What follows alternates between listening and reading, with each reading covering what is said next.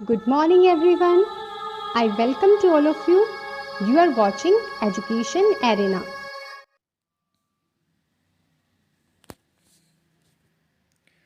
Hello बच्चों, कैसे हैं आप सभी बच्चों।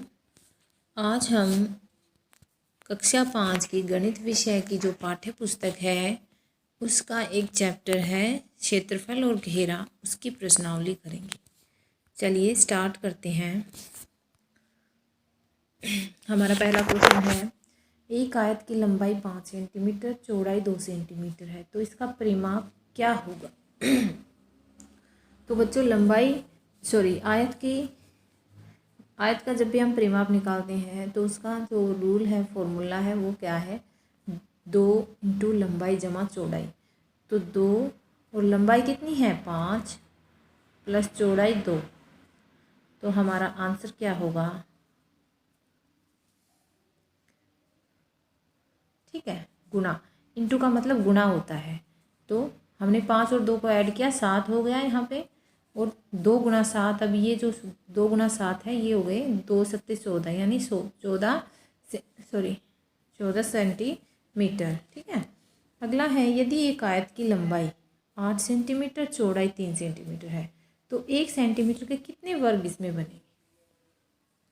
तो बच्चों देखो, इसका हम पहले क्षेत्रफल निकालेंगे। ठीक है, क्षेत्रफल होता है लंबाई गुना चौड़ाई। ठीक है, तो लंबाई है 8, चौड़ाई है 3 सेंटीमीटर, तो 8 दिए कितना हो गया 24 वर्ग सेंटीमीटर। ठीक है, तो एक एक सेंटीमीटर के कितने वर्ग बनेंगे इसमें, एक एक सेंटीमीटर के बच्चों इसमें 24 ही वर्ग बनेंगे। ठीक है, हमारा बी ऑप्शन होगा।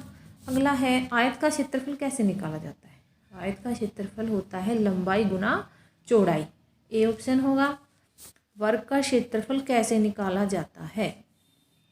वर्ग का क्षेत्रफल बच्चों होता है भुजा इंटू भुजा, हमारा बी ऑप्शन राइट है इसका।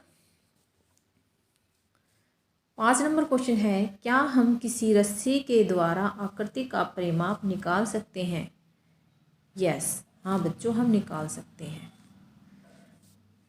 अगला क्वेश्चन है, एक कागज का टुकड़ा जिसकी लंबाई 14 सेंटीमीटर और चौड़ाई 9 सेंटीमीटर हो, तो उसका क्षेत्रफल क्या होगा। ठीक है, तो क्षेत्रफल होगा लंबाई इंटू चौड़ाई। कागज का टुकड़ा जो है वो आयताकार है। ठीक है, तो आयत का क्षेत्रफल क्या होता है, लंबाई गुना चौड़ाई, तो 14 गुना 9, 14 के 9 से गुना करेंगे 126 वर्ग सेंटीमीटर, हमारा आंसर होगा। अगला है, एक वर्ग सेंटीमीटर वाले ग्राफ पर एक पत्ता पूरे 15 वर्ग को घेरता है और 10 आधे वर्ग को। जब भी आधे वर्ग होते हैं तो उनका तो पत्ते का क्षेत्रफल क्या होगा। 10 आधे वर्गों को ढकता है तो पत्ते का क्षेत्रफल क्या होगा, 15 पूरे वर्ग है, तो 15 तो हमारे पास हो गया। ठीक है, तो 10 आधे आधे 10 है, तो पूरे कितने हुए इसमें 10 आधे आधे हैं, तो पूरे वर्ग कितने बने 5, तो आंसर होगा हमारा 20 वर्ग सेंटीमीटर। अगला है, एक बाग की चारों ओर बाड़ लगानी है, तो हमें बाड़ लगाने से पहले उसका क्या जानना पड़ेगा। जब भी हम किसी आकृति के चारों तरफ, ठीक है, चारों तरफ अगर हम उसके चारों तरफ बाड़ लगानी है तो उसके लिए हमें उसका घेरा जानना पड़ेगा, और घेरा क्या होता है, परिमाप होता है। ठीक है, अगला है, दीपेश को फर्श पर टाइलें लगवानी है, तो उसे फर्श का क्या जानना होगा।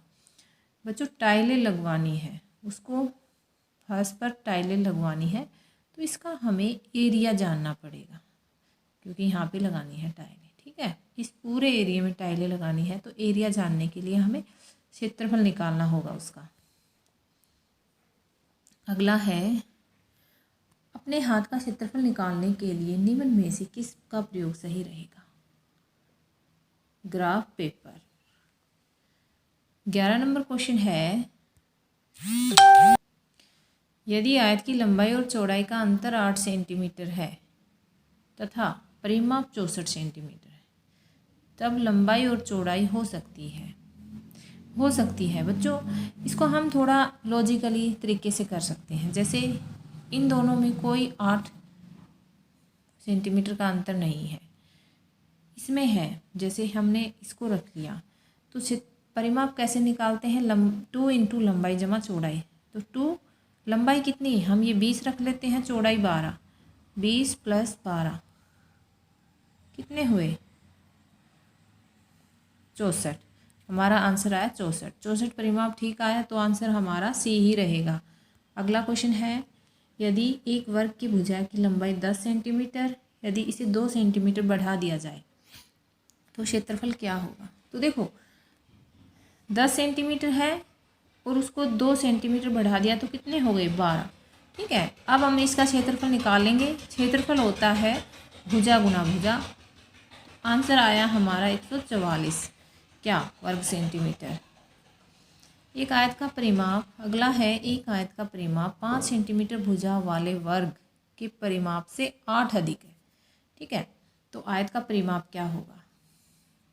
तो किसके परिमाप से? 5 सेंटीमीटर भुजा वाले वर्ग के परिमाप से 8 अधिक है, तो इसमें हम वर्ग का परिमाप निकालेंगे। तो वर्ग का परिमाप होता है 4 इंटू भुजा, 4 गुना भुजा। तो भुजा कितनी है? 5, 4 पंजे 20, 20 आया। तो ये कहते हैं आयत का परिमाप 8 अधिक है इससे, तो इसमें 8 जोड़ देंगे, आंसर क्या होगा? 28, 28। तो आंसर हमारा सी। ठीक है,